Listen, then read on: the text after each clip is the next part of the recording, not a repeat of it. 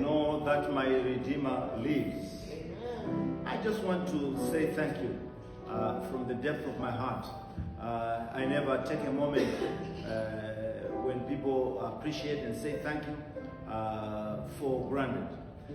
It reminds me of my call into ministry. It reminds me on my journey when I left my home country, 2000. Me and my wife and my 2 children with 4 suitcases, jumping on an airplane, going to school at Emory University, the beginning of a journey. I realized it is not by power or by might, but God enabled me to do that I do. And every day I ask myself, God, am I on target? Am I relevant? Because the work of ministry is not about my work. It's not about my gifts and talents and abilities, but really it's about God. Because I always approach this work with fear and trembling. I don't know about other jobs, but this one here, even when you die, you still have to explain what happened and why certain things didn't happen. Why you said what you said instead of this, that, and the other. Therefore, being appreciated is very, very important. And I know that God is going to remind us, remind me, even when we on the other side of eternity, to remember the good times. I'm sure there shall be a Sunday for St. Mark. And Sister Blaise, you'll be the one leading the heavenly choir someday. I'm just prophesying. I'm just prophesying, speaking into the future. I said, well, there's a good musician from Baton Rouge. You have not heard her sing. That's what I'm talking about. What we do here is not just playing. It is not just doing things for the sake of doing things. When the choir was singing, you were reminding me before the COVID, when St. Mark Choir was in full force. We never take anything for granted. So I need to stop there because I might lose my sermon notes and begin to go in another direction. Thank you very much, St. Mark. Now in Africa, we don't just speak, we also do some action. Can I show you the action? For a grateful person, it's like this. The women do like this, and the men do like this. Can we do that? The women, we do like this, and the men. Now that's much more than words. Thank you very much. Can we just say a little prayer? Father, I thank you because your ways are your ways. Men's thoughts are men's thoughts. As I receive this affirmation with fear and trembling in my heart, help us to be sincere and genuine in what we do. You will ask us to give an account of what happens. Remember St. Mark, bless St. Mark. Even when this generation under the sound of my voice passes on, may the future generation and the future generations continue to raise up the flag of Jesus Christ in this little corner. In Jesus' name we pray. Amen. Well, last Sunday we had a powerful message. I was blessed by it. I was talking about the power of giving. In there was a document I didn't have time to talk about. Sometimes when you're preaching, a lot of things happen. It was a document about our apportionments. When I came here, 2018, our apportionments was close to 40,000. And we've been talking with this problem with the bishop. So Bishop, yes, we want to support. We are doing a lot of wonderful things, but let us leave some money for the church to do ministry at the church. Amen. So this has been going on and going on and going on. So the apportionments has been going down and down and down. As you notice, what was the total apportionment there, Sister Edna? 20 what? Yes. The reason why I did that is not only to show you that our apportionments are going down, but we give a lot of money. St. Mark tithes. Whatever we collect, we give for mission and work in the whole connectional church. There's work there in Africa, in Europe, discipleship, board of education, higher education, scholarships, hospitals, a lot of things we give to all that work. See, when God is talking about a tabernacle, He's talking about a government, about His work. So churches give towards that. Now, if God wants a cheerful giver, we also give towards that. And guess what? What are we doing? We are also giving to the community around here. And once we get volunteers, we will begin to cook some food again. Because I was speaking to Sister Michelle Thomas. Say, well, Pastor, people no longer want tinned food. They want hot meals. They want this. They want that. They want fruit and vegetables. But of course, that means more work. That means more money. And of course, I'll leave that one alone. That when we give with a cheerful heart, God blesses us in many, many ways. Today, I've come to you with a different title on this bulletin. It's entitled, When Truth Speaks.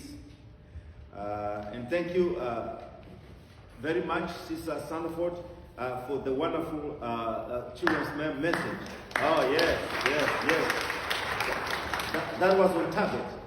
You really lowered the children to deal with their image of a king. And Jesus is a king. One in gold, silver, apparel, and flamboyance, and the other a bond servant of Christ. But they're both kings. This is the message that I want to talk about. Jesus is being tried by Pilate. He says, well, you are a king. Are you a king? The conversation goes on there. It goes on. But the good news is that Jesus begins to answer that no. My kingdom is spiritual. My kingdom is eternal and not internal. My kingdom is invisible, not visible with the natural eye. My kingdom is advanced by the gospel. Now, did someone preach to you? Thank you for the powerful reading there, Sister Branch.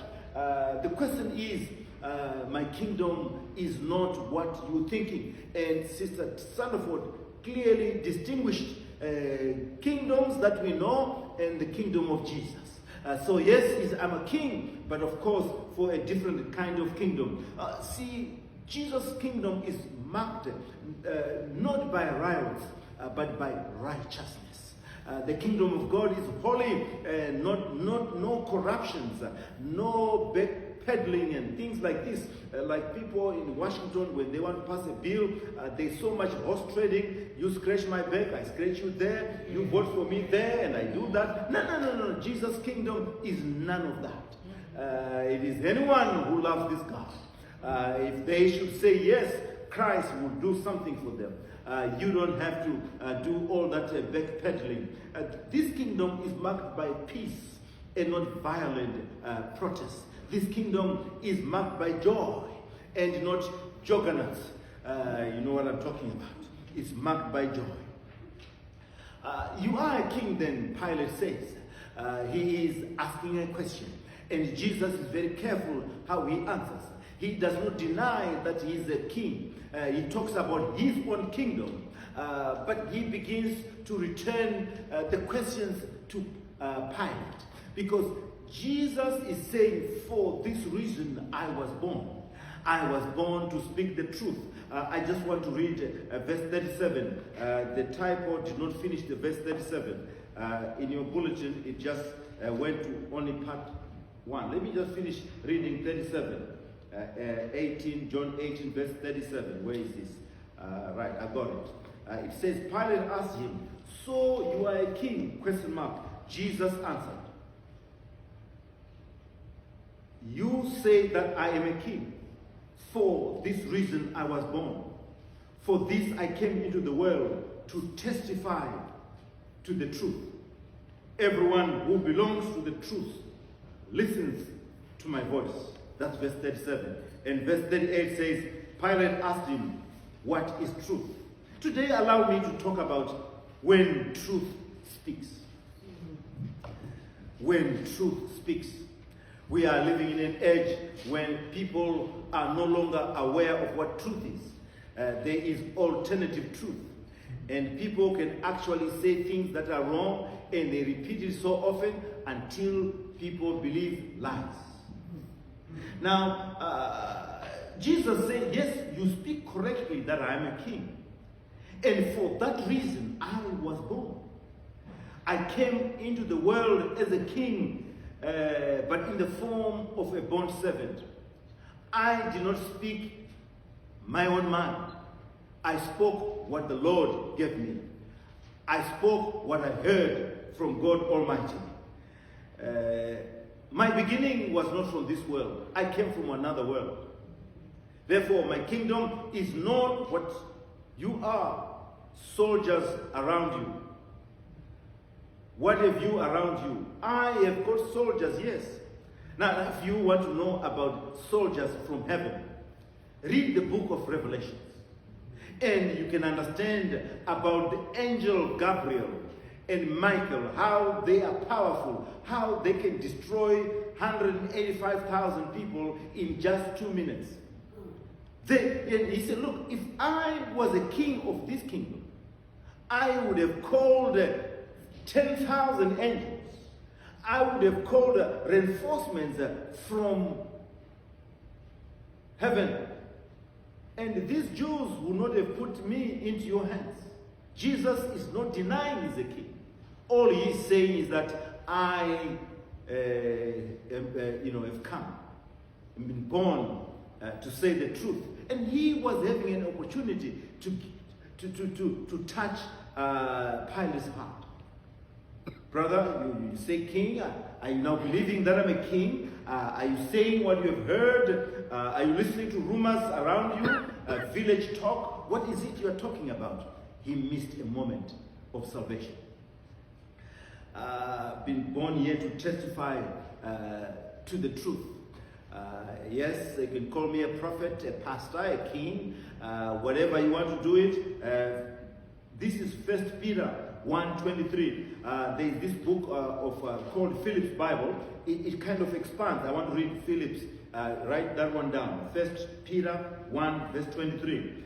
It says, now that you have by obeying the truth made your souls clean enough for a genuine love of your fellows, see that you do love each other fervently from the heart. For you are the sons of God now. Live permanent word of the living God has given you his own indestructible heredity. It is true that all flesh is as grass, and all glory of man is the flower of the grass.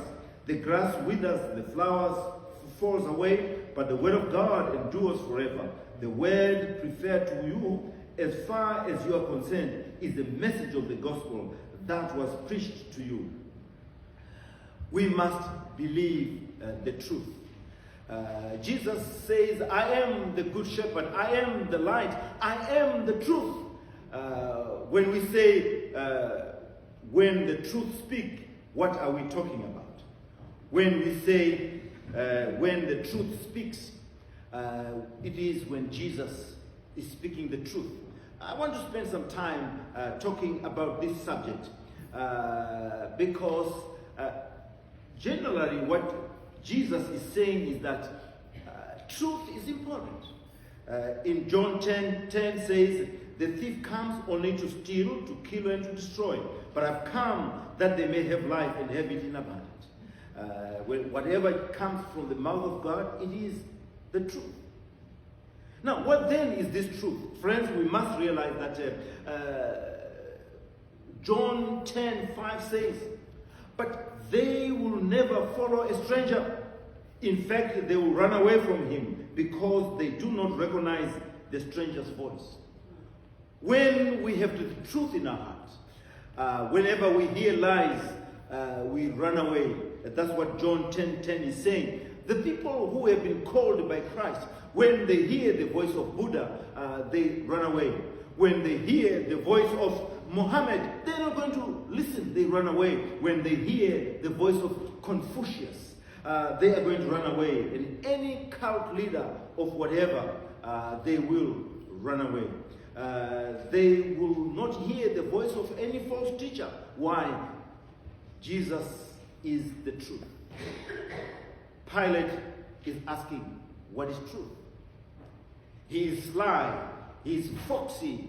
He is a politician. I don't have time to talk about why he knows Jesus is innocent, but he is releasing Barabbas and letting Jesus die. Why? Because he is a politician. He wants to survive. People who are politicians, they don't always deal with the best truth. They just make sure that they make things happen for their own selfish ends. He doesn't want trouble in the city. All the Jews are coming into the city. He doesn't want to mess up with the Jews. He's going to mess his tenure in office. Therefore, it is expedient for them to pretend and try to find a reason for killing Jesus. Pilate knows that this guy is not a threat to Rome. Yes, Caesar is the king.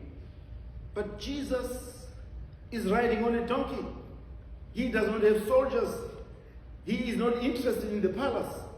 He is always walking in the hearts of people. He is walking among the sick and the shut-in and the marginalized society. He is not a threat at all. But he said, well, they say you are a king. Are you a king? Because only Caesar is king. If you say yes, then... So Jesus answers very nicely. King, yes, I am a king. But not in competition with Caesar. I am not interested in those gold, those diamonds, those emeralds, those kinds of things, that kind of power. I am a king from another world. I did not originate here. I'm originating from somewhere else. Pilate hears it. He struggles to find out what is truth. This morning, can I continue with that sermon, which he did not hear? What is truth? When truth speaks, friends of mine, we must know that truth is reality. It is not the things how they should be, but the things the way that they are. All right, as I start, I notice I must be stopping. How many minutes are you going to give me? Can I ask for 9 minutes? Yes, I'm going to ask for 9 minutes. See, truth is divine and human. It originates in nowhere else apart from God. That's why God is truth. Jesus is truth. Truth always speaks with one voice. It speaks about the self-revelation of God. When God speaks, we know, because the author of truth is God. The devil is the father of lies. And of course, and truth is the highest arbiter. If you go to Romans 3 verse 4. Now, truth is absolute. When truth speaks, things are absolute. There is no ambiguity, but clarity. This means that truth is sovereign. It is kingly. It reigns with the highest authority to determine all matters. Truth is exclusive, not inclusive. Well, it can be this, it is also that, it can be this and the other. It is either this or that. Sometimes when we are looking for truth, we are looking for things that can be very inclusive of many ends, but truth is never both ends. It is always either or.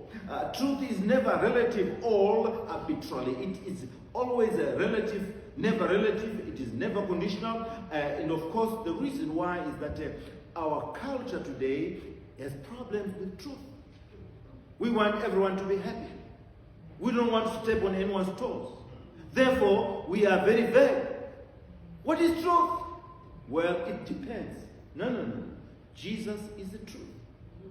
He speaks with power and authority. The people recognize this because Jesus is truth.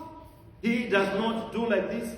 Well, so-and-so gets mad, therefore I must hide here. That one will get upset. And you end up not knowing what message you are sharing. Truth is objective. It is not subjective, talking about the pastor's opinion, the bishop's opinion, the superintendent's opinion. No. It is objective. Truth is defined with specific words, with specific meaning. When I was watching the trial on television, how many of you were watching the trial? Yes, they were playing with words. And then I kept on saying to my wife, what are they talking about? What's going on here? That's another sermon for another day. Truth is either black or white. It is narrowly defined. It never blurs the line. It is never ambiguous or vague. Truth is never fuzzy. It is razor sharp, exact, explicit, rational, and it is fact-based. Truth is it's not whether you feel it or you don't feel it. Truth can be studied, exegeted. To exegete is, of course, to be a scholar, and you go in there, and it can be passed on from one person to another. It can also be interpreted. It is a propositional statement that are very clear. But when we are dancing with our words, I'm not a lawyer myself, and I was struggling to understand what was going on, even the instructions to the jury. And I was saying, Lord, if I was a juror, what are they saying? They will go on and on and on and on. And in the process, you sleep, you don't even know what they're talking about. Truth is singular. It's not plural, and then so confused that you don't know what it is you must do to be saved. Truth is never at odds with each other. What am I talking about? Truth is parallel. If this line is going there and this is going there, it will always be like this. They never meet. So truth does not change because it happened 50 years ago. It happened 1,000 years ago. It happens 500,000 years ago. What is true then is true now, and it is true again tomorrow. Truth is always singular. It is never about an in-house argument. What is preached on Sunday morning is the same as what is preached on Monday. What was preached by Reverend Awotwi is the same like what was preached by Dr. Hill. It's going to be the same by what is preached by Simon Chigmuria. It will also be the same preached by, can I prophesy who is coming after me? One of them is sitting in the pew. Yes, you never know. Yes, somewhere there in the corner. Now, where? Why? What am I talking about? Truth is truth. It doesn't matter when it is being spoken. But people are now saying, well, this stuff was happening for 2,000 years ago. Now we are in a different dispensation. We are in a different age. We are in the age of Twitter. We are in the age of, right. Let's move on. Now, friends, we must remember, truth is immutable. What do I mean by immutable? See, truth never changes. It never ceases to be true. Truth is truth from one generation to the other generation. Truth does not need to be updated. It does not expire like some software programs on the computer which you need to update. With the truth, right is right, and wrong is wrong forever. Society changes, culture changes, morality changes, but the truth is fixed. Truth transcends. In other words, it goes beyond time, generation, culture. Truth has no expiration date. It does not expire. Like some tinned stuff, we have to look at the date and we throw away.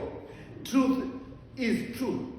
Jesus says, for this reason I was born, to testify on the truth. Whenever people want you to decide what is true and what is false, don't rely on anyone's words. Rely on what God Himself is saying. For this reason, I was born, to testify on the truth. See, it is that truth is authoritative. It carries authority. That's why Jesus, whenever He spoke, whenever he taught, they say, well, this man is different. Different are like our rabbis, our Sadducees. He is in a category of his own. Listen carefully. Nothing can overrule truth. There is no higher court of appeal than truth. Truth drowns out every voice in competition with it. Nothing but the truth. So help me God. Truth makes assertive demands on our lives. Truth, once you hear it, it pierces our heart. It pierces our soul. It exposes us.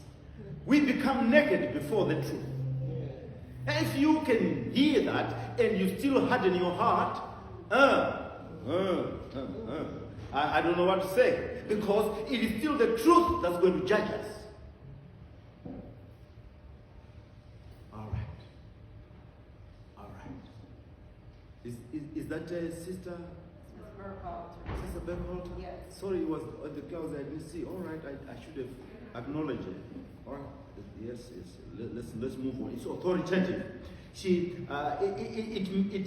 It necessitates something significant from us. When we hear the truth, we've got to change our way. When we know the truth, we've got to behave different. When we internalize the truth, it's going to transform us. Truth is power. But Pilate is asking, what is truth? How come you're a judge and you don't even know truth? What are you talking about? Resign? All right, that's another day. Truth is power. It cuts to the bone. It challenges. It convicts. Truth cuts to the very core of our being like a sharp knife cutting through butter. Truth is powerful. It fillets us. Truth, unless the truth opens us up, we will never know who you are. You can never know who you are until you are confronted with the truth. Jesus is the truth. He shines light into us. Then we begin to know that I am a wretched sinner. Woe is my lips. Man of unclean lips.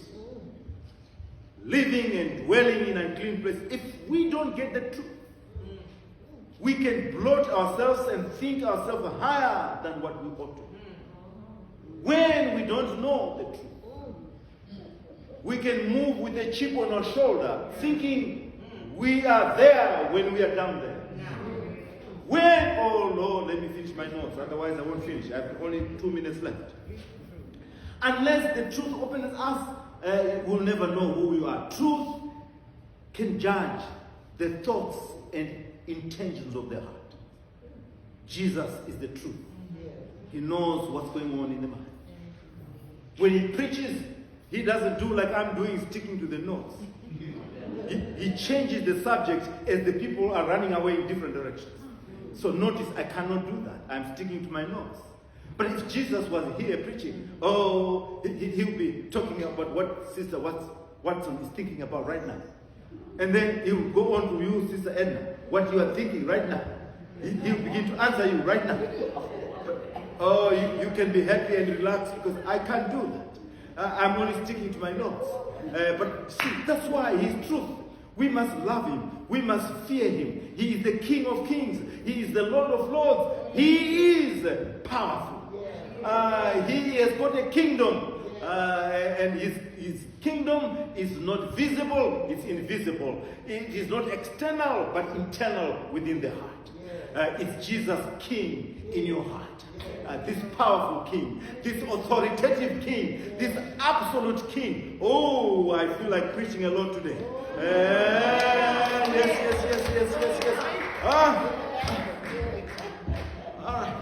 Well, I'm also excited because I figure there's some nice gifts in there. Brother Joseph, you want the pastor to jump a lot? Yes, we're human beings. We get excited. Things happen. There's nothing wrong with that. But I just want us to know that truth is important. And finally, truth determines where we spend eternity. Truth will either save you or it will either damn you. Truth will either judge you or either promote you. You cannot go, you cannot prosper without the truth. Friends, we're talking about Jesus the King of Kings, the Lord of Lords. He has to be worshipped in truth and in spirit. But you see, his kingdom is not about politicking, that I vote for him. He's going to deliver what I want. He's not saying what I want, therefore I vote him down. We don't choose this king. We don't vote him in place. He was there before the world was there. He is the Alpha and Omega. He has got no beginning and we don't even know his ending. He is different. And this is the king that I worship. This is the king who shall be the light in heaven, the center of government in heaven. But of course, this kingdom must come down here on earth. It must come down here in Glen Oaks. It must come down here in Baton Rouge. Why? Because they are soldiers sold out to Jesus. When we find foolishness in our midst, we must stand on the truth. When the people of God and the church is getting sick and tired of being sick and tired and they are following the fads of culture, we must stand on the truth. When we find things going upside down and our children want us to do things we don't know about, we must stand on the side of truth. If we are not careful, we'll be like Pilate. And we cannot hear what we must hear. But we hear what we want to hear. Pilate is in front of the Creator God, the one who gave him oxygen, the one who spoke him into existence. But he doesn't discern and know that he is confronting God, the Creator. He is busy with his little mind of politicking. Friends, if you have been blessed, it's now time for us to stand as we pray and worship this mighty God. Why don't we give him a good offering? That's our salutation for the King of Kings. Let's put our hands together for Jesus, the King of Kings. Yes. Yes. As I come to the close of this worship service, it's my privilege to call for an altar call. Maybe I didn't talk about your struggle today. Just come stand somewhere there. I'm not going to ask what it is you want God to do. But we've come to the King of Kings. We've come to the Lord of Lords. To him, nothing is impossible.